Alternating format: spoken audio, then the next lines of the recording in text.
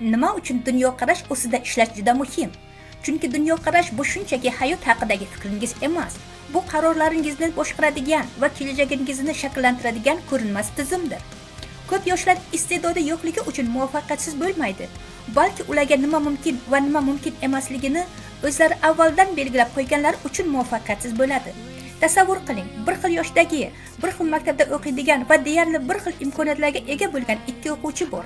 Ikkalasining ham orzulari bor, lekin ulardan biri shunday o'ylaydi: menga o'xshagan odamlar yaxshi universitetga kira olmaydi.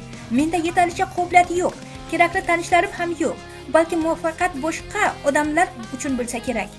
Bu ishonch tufayli u o'z ustida ishlashni to'xtatadi, kamroq o'qiydi, qiyinchiliklardan qochadi, o'zida qanday imkoniyatlar borligini hech qachon kashf qilmaydi. Lekin ikkinchi talaba boshqacha fikrlaydi. Hozircha hamma narsani bilmasligim mumkin, lekin men o'rganishim mumkin, men rivojlanishim mumkin. Agar kimdir bu narsaga erishgan bo'lsa, balki men ham harakat va intizom orqali erisha olarman. Shuning uchun u o'rganishni boshlaydi, o'z qobiliyatlarini rivojlantiradi, imkoniyatlardan foydalanadi, o'sadi. Yillar o'tib ularning hayoti butunlay boshqacha bo'ladi. Nega? Ularning sharoitlari boshqacha edimi? Har doim ham emas. Eng katta farq ularning aqlida, oilaviy sharoitida yoki imkoniyatlarida emas edi. Eng katta farq ularning o'zlariga va dunyoga qanday qaraganida edi. Bu biz dunyoqarash deb ataydigan narsadir. Sizning dunyoqarashingiz yo muvaffaqiyatingiz uchun foydavor bo'lishi mumkin, yoki salohiyatingizga yetishishingizga to'sqinlik qiladigan ko'rinmas devor bo'lishi mumkin. Bugun biz dunyoqarash nima ekanini, qanday turdagi dunyoqarashlar borligini, o'z dunyoqarashimizni qanday aniqlashni va uni o'zgartirish hayotimizni qanday o'zgartirishi mumkinligini o'rganamiz. Mening shaxsiy hikoyam: bir necha yil oldin hayotimda ko'p qiyinchiliklarni boshdan kechirganimdan keyin men o'zimni cheklaydigan bir dunyoqarash shakllantirib oldim. Men shunday o'ylay boshladim: hammasi allaqachon belgilab qo'yilgan. Ba'zi odamlar muvaffaqiyat uchun tug'iladi, boshqalar esa yo'q. Qancha harakat qilmay, baribir katta narsaga erisha olmaysan. Bunday fikrlash odamni osongina taslim bo'lishga olib kelishi mumkin. Lekin men to'xtamadim. Hali ham umidim bor edi. Men Xudoning yordami bilan qilgan harakatlarim ma'noga ekaniga ishondim. Men Xudoga ishonib harakat qilishda davom etdim va mehnatning ahamiyati borligiga ishondim. Qadam-ba-qadam bir vaqtlar imkonsizdek ko'ringan ko'plab orzularim haqiqatga aylandi. Men xohlagan kasbga erishdim, oila qurdim, ona bo'ldim, ijod qilish uchun imkoniyatlarga ega bo'ldim, kitoblar yozdim. Lekin men eski dunyoqarashimda qolganimda nima bo'lardi? Hech narsa o'zgarmaydi. Mening harakatlarimning ma'nosi yo'q deb ishonganimda nima bo'lardi? Bularning hech biri sodir bo'lmas edi. Shunda men bir haqiqatni tushundim. Natijalaringizni o'zgartirishdan oldin ko'pincha o'zingizga va dunyoga qanday qarashingizni o'zgartirishingiz kerak bo'ladi. Dunyoqarash nima? Dunyoqarash insonning quyidagilarini qanday tushunishi, dunyoni, o'zini, o'z maqsadini, hayotdagi o'rnini. Bu xuddi ko'zoynak taqishga o'xshaydi. Agar siz pushti rangli ko'zoynak taqsangiz, dunyo sizga pushti ko'rinadi. Agar qora ko'zoynak taqsangiz, dunyo qorong'i ko'rinadi. Dunyo o'zgarmagan, faqat uni qanday ko'rayotganingiz o'zgargan. Har bir inson hayotga o'zining dunyoqarashi, ko'zoynagi orqali qaraydi. Bizning dunyoqarashimiz quyidagilar orqali shakllanadi: oila, madaniyat, ta'lim, hayotiy tajribalar va haqiqat deb qabul qilgan g'oyalarimiz. Dunyoqarashingiz chegaralaringizni belgilaydi. Ko'p odamlarning ongida ko'rinmas chegaralar mavjud. Ular shunday o'ylaydi: menga o'xshagan odamlar katta natijaga erisha olmaydi. Oliy ta'lim menga o'xshagan odamlar uchun emas. Mening sharoitimdan chiqqan odam uchun bu kasb imkonsiz. Lekin ba'zilar boshqacha fikrlaydi. Agar kimdir bu narsaga erishgan bo'lsa, men ham o'rganib va mehnat qilib erisha olaman. Farq har doim ham aqlda emas.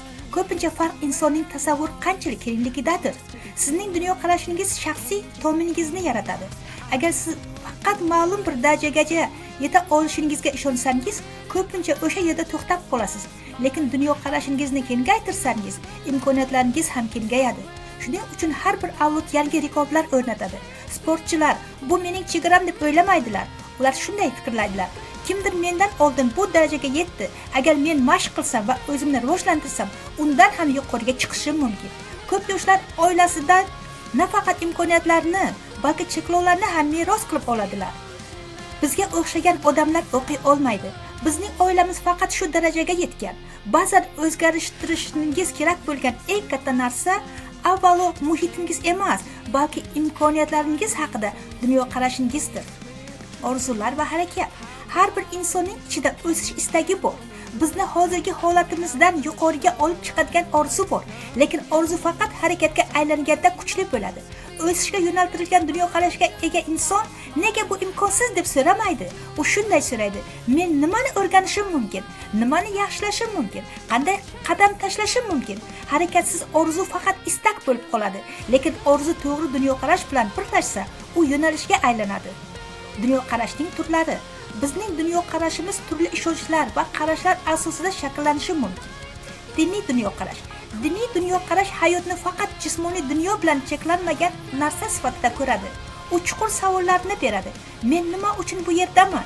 Hayotimning ma'nosi nima? Men qanday yashashim kerak? Uning kuchli tomoni insonga yuqori maqsad beradi. Inson faqat pul, qulaylik yoki tan olinish uchun yashamaydi. U qadriyatlar, abadiylik va Xudo oldidagi mas'uliyat haqida o'ylaydi. Lekin bu yerda noto'g'ri tushunish ham bo'lishi mumkin. Ba'zi odamlar shunday o'ylashi mumkin: bu dunyo vaqtinchalik, shuning uchun bu yerda qilgan ishlarim ahamiyatsiz. Ammo bunday fikr Xudo bergan qobiliyat va imkoniyatlarni bekorga sarflashga olib kelishi mumkin. To'g'ri muvozanatli diniy dunyoqarashni shunday tushunadi. Xudo insonlarga qobiliyat, vaqt va imkoniyatlar beradi va biz ulardan oqilona foydalanish mas'uliyatiga egamiz. Biz nafaqat kelajak haqida o'ylashimiz, balki bu hayotdagi maqsadimizni ham sodiqlik bilan bajarishimiz kerak. Dunyoviy dunyoqarash. Dunyoviy dunyoqarash asosan bu hayotga e'tibor qaratadi. Ta'lim, kasb, yutuqlar, shaxsiy rivojlanish, jamiyatga hissa qo'shish. Uning kuchli tomoni insonlarni o'rganishga, yaratishga, mehnat qilishga va rivojlanishga undaydi. Lekin agar inson faqat boylik, maqom va tan olinish uchun yashasa, u chuqur qadriyatlarni yo'qotishi mumkin. Chunki muvaffaqiyat faqat men qancha narsaga erishdim degan savol emas, balki men qanday insonga aylandim degan savoldir. Muhim savol faqat men nimaga erisha olaman emas, balki men unga qanday yo'l bilan erishaman degan savoldir. Ma'noli muvaffaqiyat halollik, mas'uliyat va boshqalarga hurmat bilan qurilishi kerak. Dunyoviy dunyoqarash insonlarni o'rganishga, yaratishga, yangilik kiritishga va jamiyatga foyda keltirishga ilhomlantirishi mumkin. Agar muvaffaqiyat faqat pul, maqom va tan olinishga aylansa, inson tashqi tomondan ko'p narsaga erishib, ichki qadriyatlarini yo'qotishi mumkin. Ijobiy dunyoqarash. Optimizm hayotga umid bilan qarashdir. Optimist inson qiyinchiliklarni tushunadi, lekin yechimlar borligiga ishonadi. U suv to'ldirilgan stakanga qarab, stakan yarim to'la deydi. U ishonadi: men o'rgana olaman, men o'sishim mumkin, men yaxshilanishim mumkin. Optimizm harakatga olib keladi. Optimizm muammolarni inkor qilish degani emas, bu muammolarga qarshi turish va ularni yengish mumkinligiga ishonishdir. Salbiy dunyoqarash. Pessimistlik dunyoqarash asosan muammolarga e'tibor qaratadi. Inson shunday o'ylaydi: bu hech qachon ishlamaydi, menda yetarli imkoniyat yo'q, boshqalar qila oladi, lekin men qila olmayman. Muammo qiyinchiliklarning borligida emas, muammo salbiy fikrlash insonlarni harakat qilishdan to'xtatishida. Ko'p odamlar muvaffaqiyatga erisha olmagani uchun emas, balki hech qachon harakat qilib ko'rmagani uchun yutqizadi. Eng katta xavf inson vaqtinchalik qiyinchiliklarni doimiy xulosaga aylantirib qo'yishidir. Bir marta yiqildim, demak men omadsizman. Qaram dunyoqarash. Yana bir xavfli dunyoqarash hayotingizni boshqalar o'zgartirishini kutishdir. Inson shunday deydi: agar kimdir menga yordam bersa, men muvaffaqiyatga erishardim. Agar oilamda ko'proq pul bo'lganda, ko'proq narsaga erishardim. Boshqalarning yordami qimmatli, lekin hech kim siz uchun hayotingizni yashay olmaydi. Siz o'z qobiliyatlaringiz, vaqtingiz va imkoniyatlaringizdan qanday foydalanish uchun mas'ulsiz. Dunyoqarash o'zgarishi mumkin. Fanda paradigma o'zgarishi degan tushuncha bor. Bu haqiqatni tushunishning asosiy usuli o'zgarishini anglatadi. Inson men buni qila olmayman degan fikrdan men o'rganishim mumkin, men o'sishim mumkin, men yaxshiroq bo'lishim mumkin degan fikrga o'tishi mumkin. Fikr o'zgarsa, harakat o'zgaradi. Harakat o'zgarsa, natija o'zgaradi. Peter Daniels hikoyasi. Avstraliyalik Peter Daniels kon ishchisi bo'lib ishlagan. U savodsiz edi va u dunyoni ikki toifaga bo'lib ko'rardi: boylar va kambag'allar. U ishonardi: men kambag'al bo'lib tug'ilganman va bu mening taqdirim. Lekin bir kuni uning dunyoqarashini o'zgartirgan fikrni eshitdi. Har bir inson qadrli, chunki uni Xudo yaratgan. Bu fikr uning o'zini qanday ko'rishini o'zgartirdi. U o'yladi, agar Xudo menga qobiliyat bergan bo'lsa, demak men ularni rivojlantira olaman. U o'rganishni boshladi, o'qishni o'rgandi, ko'nikmalarini rivojlantirdi, biznes boshladi. Bir necha marta muvaffaqiyatsizlikka uchradi, lekin davom etdi. Oxirida muvaffaqiyatli tadbirkorga aylandi. Avval nima o'zgardi? Sharoiti emas, avval uning dunyoqarashi o'zgardi. Dunyoqarash ustida qanday ishlash kerak? Birinchi, dunyoqarashingizni tahlil qiling. O'zingizdan so'rang. Men nimalar haqida ishonaman? O'zim haqimda, kelajagim haqida, qobiliyatlarim haqida, muvaffaqiyat haqida. Qaysi ishonchlar menga o'sishga yordam beryapti?